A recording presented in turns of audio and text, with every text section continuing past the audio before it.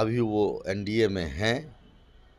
लोकसभा चुनाव में भी वो एनडीए में थे और कल क्या होगा ये कोई नहीं जानता। ये सब लोग, तो हमने कहा कि राष्ट्रीय नेतृत्व निर्णय करेंगे, लेकिन अभी तक हम देख रहे हैं कि एनडीए के हर चीज़ में उनका सहयोग रहा है, सब साथ में रहे हैं। ठीक है, उस समय में दिए थे, लेकिन बाद में पूरे चुनाव में आदरणीय नरेंद्र मोदी जी के नेतृत्व में उनका सहयोग वो खुल करके किए थे कि हम एनडीए के साथ हैं, आदरणीय नरेंद्र मोदी जी के साथ हैं, और अभी तक हम लोग वही देख रहे हैं।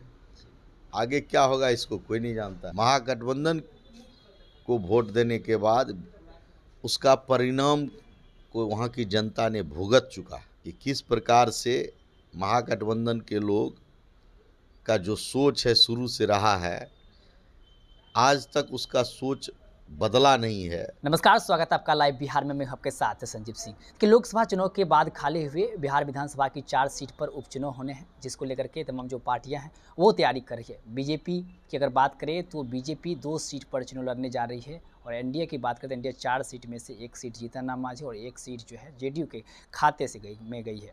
अब बातचीत करेंगे बीजेपी के पूर्व मंत्री हैं, वर्तमान विधायक हैं आलोक रंजन जी।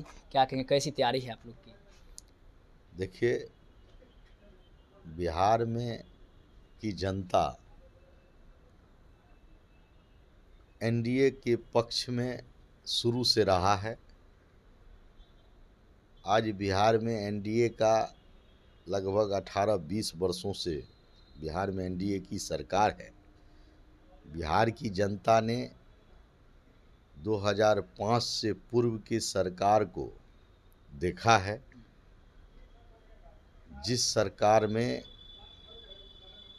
अपहरण का उद्योग चलता था, जिस सरकार में सत्ता संपोषित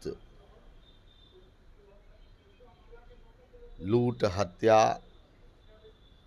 का बाजार चलता था,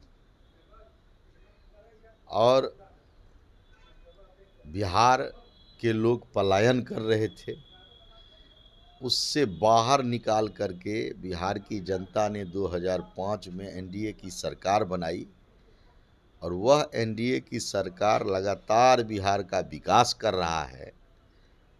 हमारे आदरणीय मुख्यमंत्री श्री नीतीश कुमार जी के नेतृत्व में बिहार लगातार विकास कर रहा है, और अभी तो बिहार का यह सुखद समय है कि केंद्र में भी हमारे देश के यशस्वी प्रधानमंत्री आदरणीय नरेंद्र मोदी जी हैं, जिनके सोच में बिहार का विकास प्राथमिकता है। ऐसी स्थिति में बिहार की जनता कभी भी एनडीए छोड़कर किसी के पक्ष में नहीं जाएगी। 4 सीट है, कितने सीट इस बार आएंगे आप लोग? 4 में चारों सीट इस बार एनडीए के पक्ष में जाना तय है, और बिहार की जनता पुनः एनडीए को मत दे करके यह दिखाने का काम करेगी कि बिहार में बिहार की पूरी जनता एनडीए के साथ है। लेकिन 2020 में चुनाव हुआ था, इस 4 सीट में से 4 में से 3 सीट महागठबंधन के हिस्से में गई थी, 1 सीट ही आप लोग के पास था। क्या इस बार सेंधमारी होगी इसमें? नहीं नहीं, एकदम बिल्कुल। बिहार की जनता ने जो जिस भी कारण से बिहार में महागठबंधन को वोट देने का काम किया, लेकिन इसके बाद महागठबंधन को वोट देने के बाद उसका परिणाम को वहाँ की जनता ने भुगत चुका कि किस प्रकार से महागठबंधन के लोग का जो सोच है शुरू से रहा है, आज तक उसका सोच बदला नहीं है। वो विकास के प्रति कभी सोचते नहीं हैं, और इसलिए इस बार जो चुनाव होगा उसमें जो भी उपचुनाव होगा एनडीए 4 में चारों सीट जीतेगी। आप ही के घटक दल के नेता हैं पशुपति कुमार पारस, तराड़ी विधानसभा को लेकर के वो दावा कर रहे हैं, कह रहे हैं कि लोकसभा चुनाव में हमें सम्मान नहीं मिला, हमारे साथ अन्याय हुआ।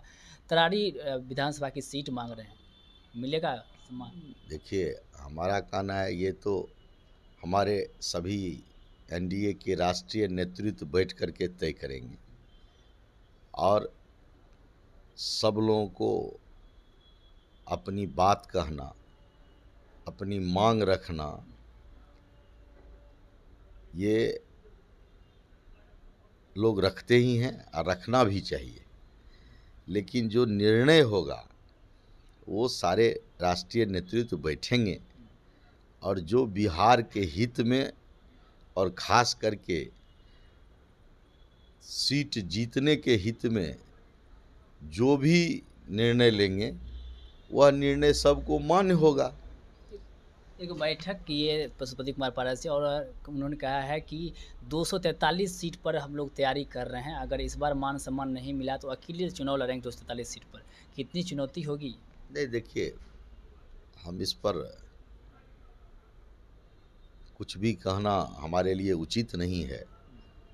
ये केंद्रीय नेतृत्व और बिहार के नेतृत्व को तय करने का विषय है और जो हमारे केंद्रीय नेतृत्व, बिहार के नेतृत्व इस पर तय करेंगे वही होगा। सब लोग अपनी बात कहते हैं, अपना डिमांड करते हैं और उसमें जो अच्छा होता है वह निर्णय लिया जाता है।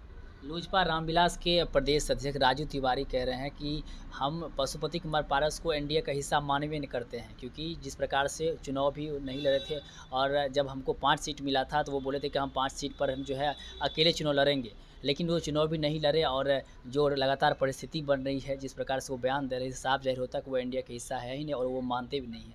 आप लोग उनको एनडीए का हिस्सा मानते हैं पशुपति कुमार पारस? नहीं, बिल्कुल। अभी वो एनडीए में हैं, लोकसभा चुनाव में भी वो एनडीए में थे और कल क्या होगा ये कोई नहीं जानता। ये सब लोग, तो हमने कहा कि राष्ट्रीय नेतृत्व निर्णय करेंगे, लेकिन अभी तक हम देख रहे हैं कि एनडीए के हर चीज़ में उनका सहयोग रहा है, सब साथ में रहे हैं। केंद्रीय मंत्री पद से इस्तीफा दे दिए थे। ठीक है, उस समय में दिए थे, लेकिन बाद में पूरे चुनाव में आदरणीय नरेंद्र मोदी जी के नेतृत्व में उनका सहयोग वो खुल करके किए थे कि हम एनडीए के साथ हैं, आदरणीय नरेंद्र मोदी जी के साथ हैं और अभी तक हम लोग वही देख रहे हैं। आगे क्या होगा इसको कोई नहीं जानता।